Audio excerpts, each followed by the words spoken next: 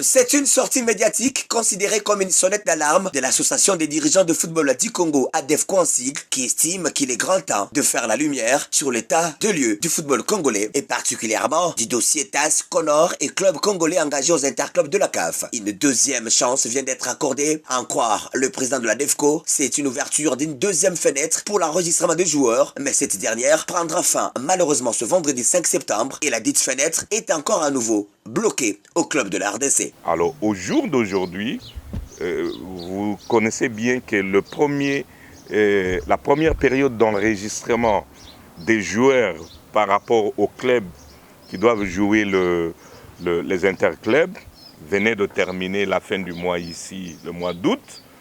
Il y a une ouverture jusqu'au 5 encore, au 5 septembre, la deuxième fenêtre.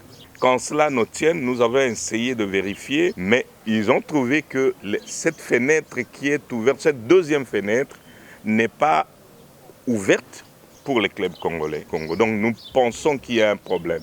Si nous arrivons au 5 septembre, il y a déjà un petit souci. De deux, nous avions constaté aussi que jusque-là, nos représentants nous disent, en échange avec d'autres clubs qui vont jouer des matchs contre eux, ont reçu déjà des désignations, des arbitres, des officiels, mais aussi les terrains auxquels ils devraient jouer. Mais ici, chez nous, il n'y a rien, tout est bloqué. Donc, nous pensons qu'il y a un problème. Inquiète et confuse de ce blocage qui met en péril le football congolais, le président de la DEFCO, Lambert Osango, en appelle à la conscience de tous les amoureux du ballon rond et à l'appropriation de ces dossiers par tous pour sauver les meubles. Donc nous avions pensé que comme un seul homme, nous devrions absolument, et vous, et toute la population, devrait absolument s'approprier de ces problèmes qui nous concernent tous pour que la solution soit trouvée.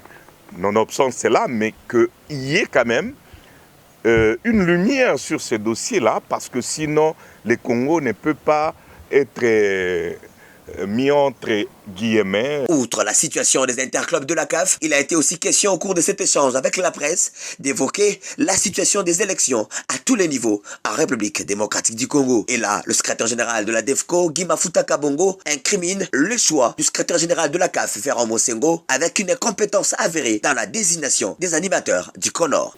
On a fait confiance à la CAF parce que c'est une instance internationale du football qui a désigné des animateurs sous la forme de Conor, qui avait une seule mission, normaliser et organiser les élections.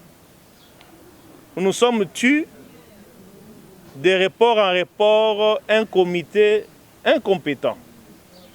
Parce que quand vous avez une mission de normaliser et d'organiser les élections, au bout du délai, vous n'arrivez pas à le faire. On prolonge le mandat, on reprolonge encore. C'est-à-dire, on fait perdurer l'incompétence. Même son des cloches pour Lambert Osango. Alors, pourquoi répondre les élections? Alors, nous avions fait des analyses. Si on parle de la tricherie, bon, qui se plaît par rapport aux élections au niveau des ligues provinciales, qui se plaît au niveau des ligues et des cercles, nous ne savons pas. Donc, vous et nous, toute la population, il est grand temps que nous nous mettons tous debout pour effectivement montrer au niveau des autorités de la FIFA et CAF, parce que nous pensons qu'il y a quelqu'un qui est en train de manœuvrer, qui est en train de donner des fausses informations pour que le Congo ne retrouve pas son développement dans le football. Quant à ce, nous vous communiquons que le jeudi prochain, et on passe un message aussi à tous nos collègues présidents, d'être là le jeudi prochain. À partir de 12 h, nous serons au stade du 20 mai pour réfléchir et sortir un document unique qui va consister à faire porter notre voix au niveau de la FIFA et de la CAF.